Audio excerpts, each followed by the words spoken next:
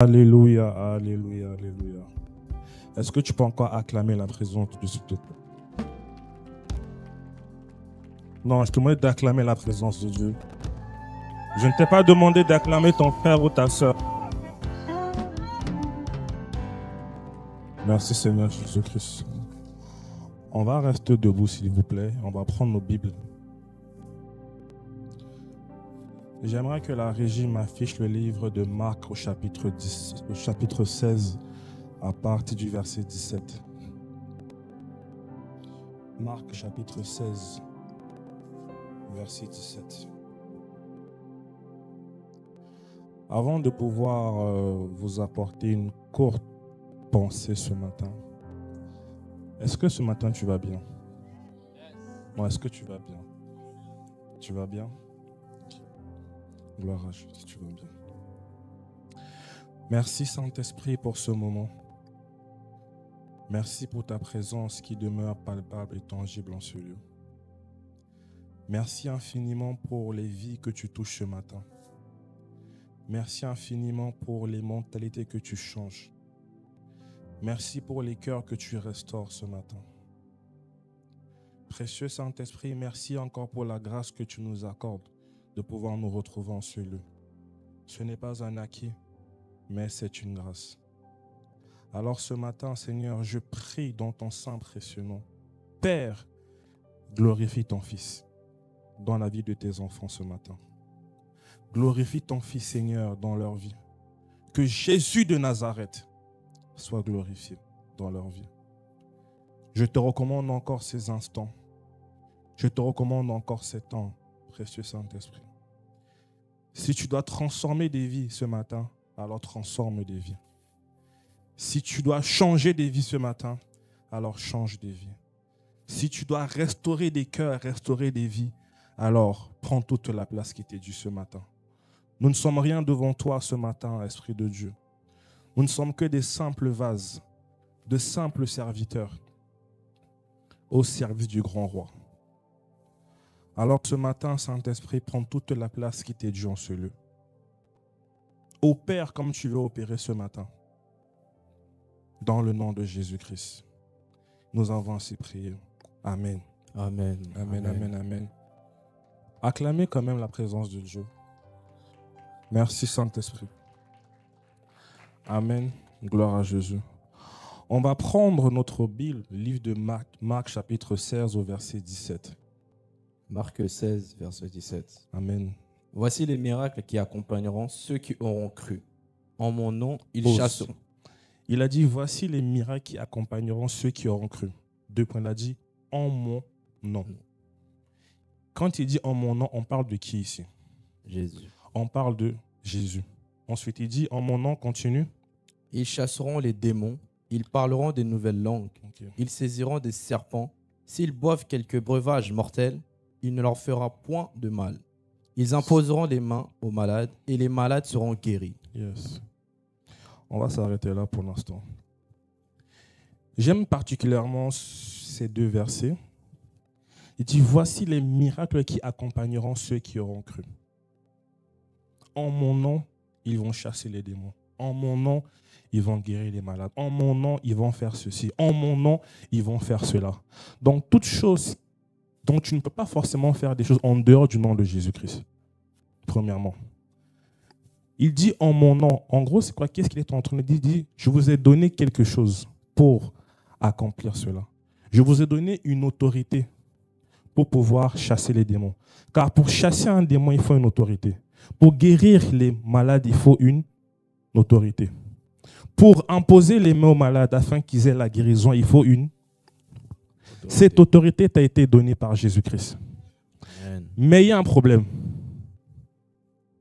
Le problème, c'est que on ne voit pas cette autorité dans ta vie. Car lorsque tu imposes les mains, il ne se passe rien du tout. Comment ça se fait? Lorsque tu pries pour les malades, il ne se passe rien du tout. Comment ça se fait? Si tu as reçu l'autorité, pourquoi est-ce que tu es incapable en fait de guérir les malades? Si tu as reçu l'autorité de Dieu, pourquoi est-ce que tu n'arrives pas à imposer les mains aux malades ou encore à chasser les démons? Dis à ton voisin pourquoi. Non, dis pourquoi. Pourquoi? Il faut vraiment que cette question vous fasse mal au cœur, car elle est inadmissible. Il est inconcevable, inacceptable pour des chrétiens. Ceux qui ont cru en Christ, ceux qui croient en Jésus, ceux qui viennent à l'église, ceux qui prient, mais qui n'arrivent pas à avoir cette autorité, c'est qu'il y a un problème.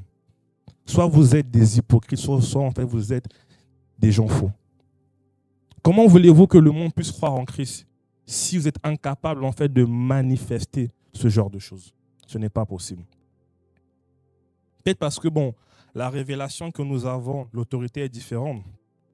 Il faut comprendre que avoir de l'autorité, ça n'a rien à voir avec le fait de crier trop fort. Il y a des gens qui pensent que parce qu'ils crient au nom de Jésus, le démon partira. Il ne partira pas. Au nom de Jésus. Écoutez, l'autorité n'a rien à voir avec les cordes vocales.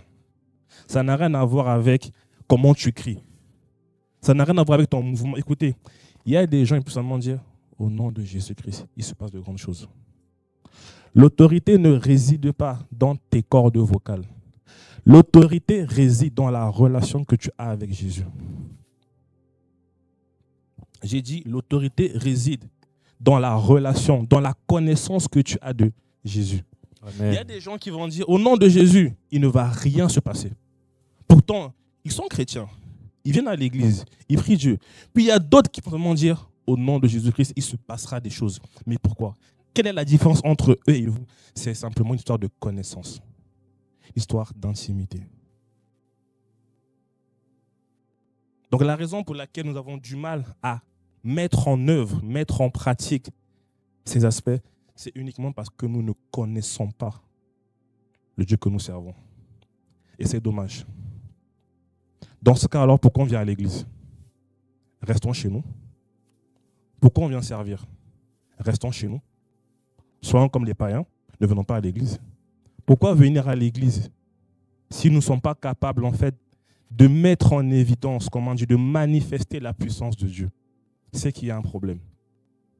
Donc, j'aimerais que ce matin, nous puissions vraiment prendre conscience de l'autorité que nous avons reçue. Amen. Dis à ton voisin, attends. Merci Jésus, c'est bon. En fait, beaucoup pensent que avoir de l'autorité, être autoritaire, c'est avoir un fort caractère. Pas forcément. Tu peux avoir de l'autorité sans pour autant avoir un fort caractère. Tu peux être autoritaire sans pour autant avoir un fort caractère. Désolé, ne confondez pas avoir du caractère et être impoli. Deux choses différentes. Parenthèse. Ne confondez pas avoir du caractère et être impoli. Il y a des gens qui sont impolis, qui ont fort caractère. Non. Une personne qui est forte de caractère sait comment parler aux gens. Elle fait preuve de déontologie dans ses propos. Donc, ne confondez pas être impoli et avoir un caractère. Non, non. Tu es bête, c'est tout. Parenthèse. Donc, avoir de l'autorité n'a rien à voir avec le fait d'être autoritaire. Avoir de l'autorité en Christ, c'est simplement avoir la connaissance. Parce que lorsque tu vas devant un malade, lorsque tu vas devant un cas quelconque, lorsque les entités te regardent, ils se disent, mais attends, de quel droit tu nous chasses? Avec quelle autorité? Si tu n'as pas d'autorité, on ne partira pas.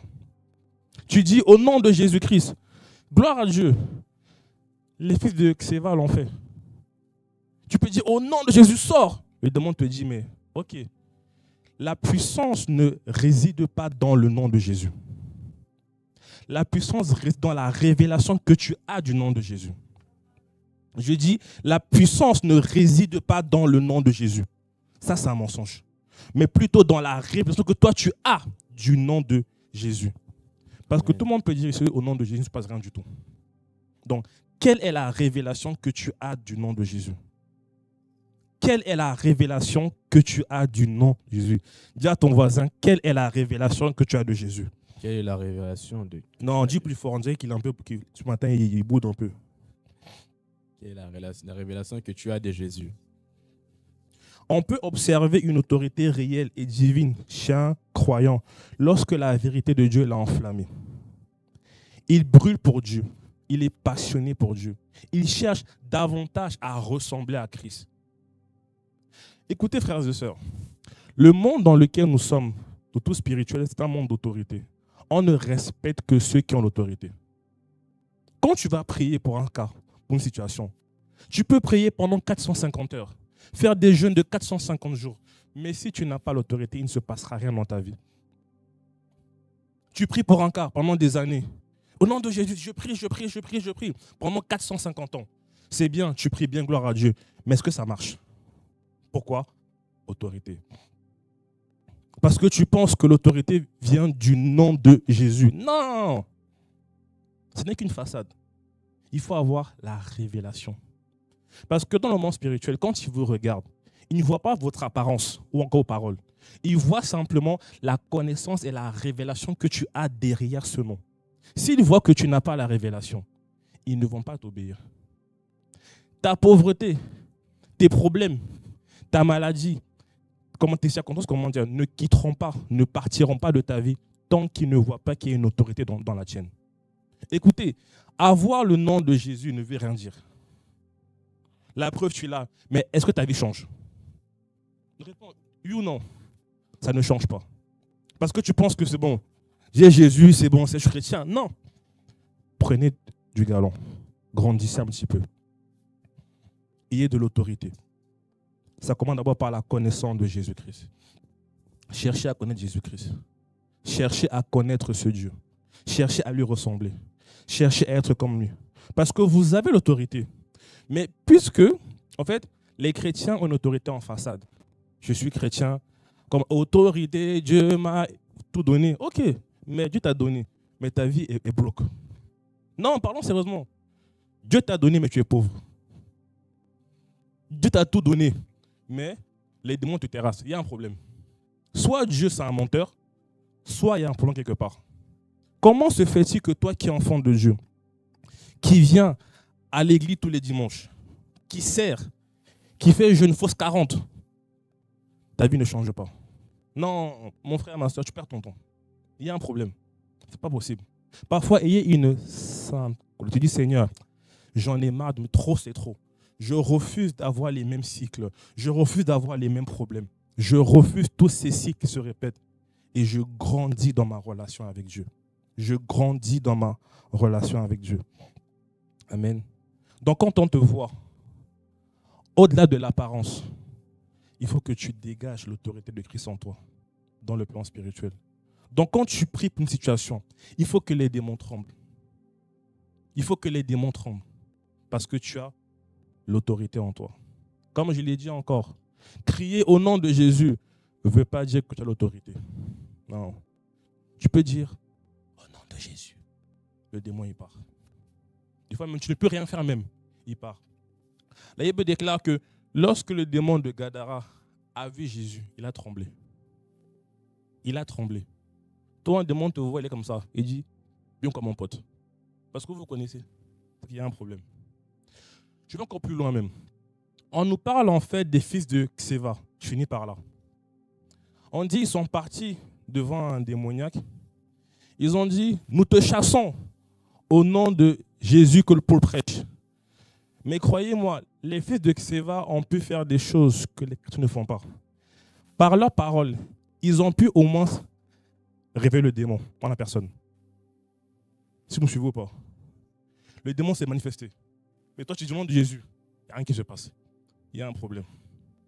Si des fils de Xéva, des païens, on peut dire au nom de Jésus que Paul prêche, sort. Il a dit, oh, ok, c'est bon.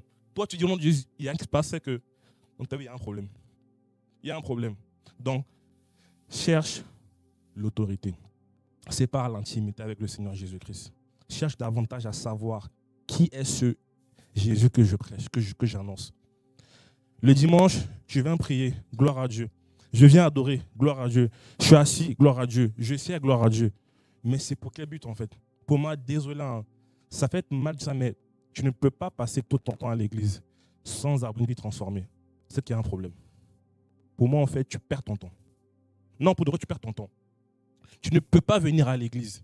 Tu dis que tu sers les intérêts de Dieu. Tu sers Dieu. Et tu demeures au même endroit. Il y a un problème.